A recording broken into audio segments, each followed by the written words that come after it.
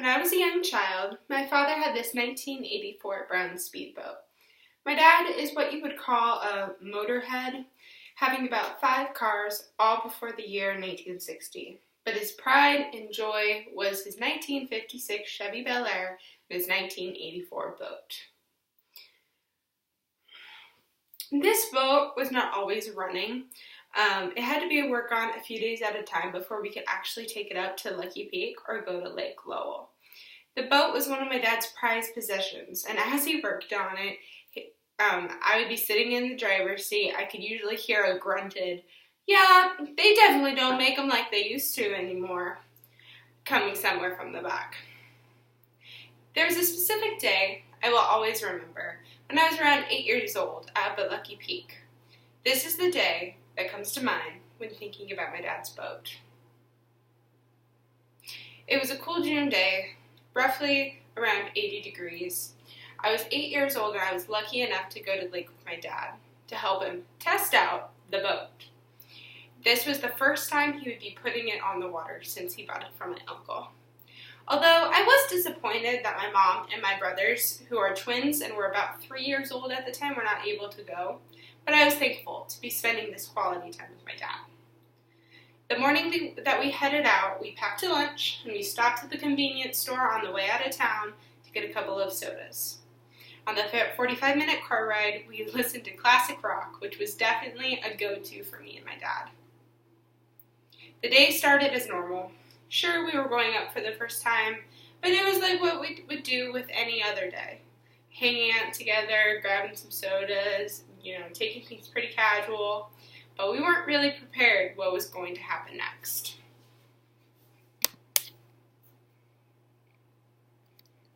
After the boat was placed in the water, we headed out from the docks. I sat in my seat and I listened to the hum of the engine while I listened to the waves crash all around us, making a wake.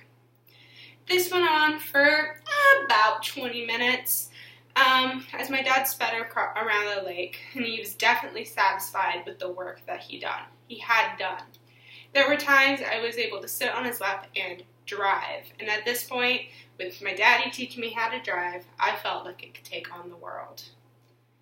But the humming stopped, and the wake calmed down around us, because the boat had died.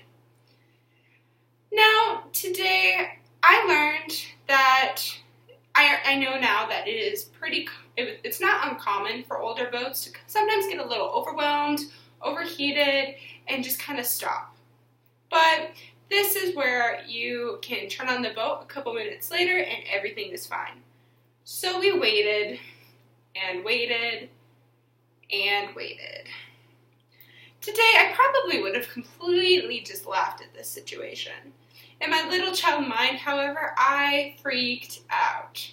I had no clue to what we were going to do, and I basically thought that I would never see my mom and my brothers again, and we were going to be stranded in the middle of the lake for the rest of my life. Despite my dad trying to calm me down, there was really no use. A few minutes later, a guy in another boat drove by and went, "Do you need a hand? I can throw you a rope and pull you to the dock." We were so thankful for the help that we gladly accepted.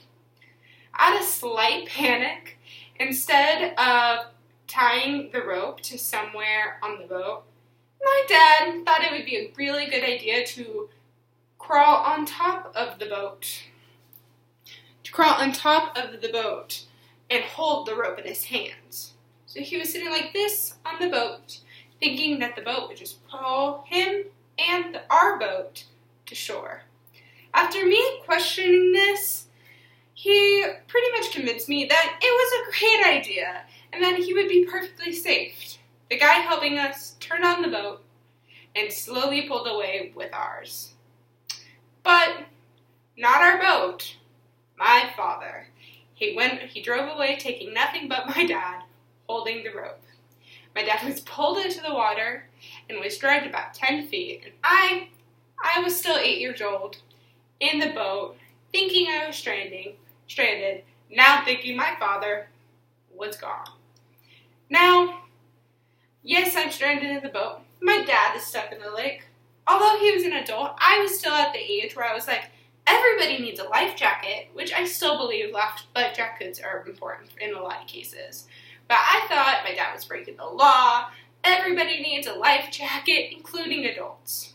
So when my dad decided to not wear one that day, I panicked. Then he got pulled into the lake without a life jacket. Although this wasn't necessarily the day we planned, my dad was perfectly fine. We still laugh about it this day. He turns a little red every time I bring it up. With the turn of events, the day could have ended very different than what was originally. The day ended up very different than what was originally planned. However, I wouldn't change anything.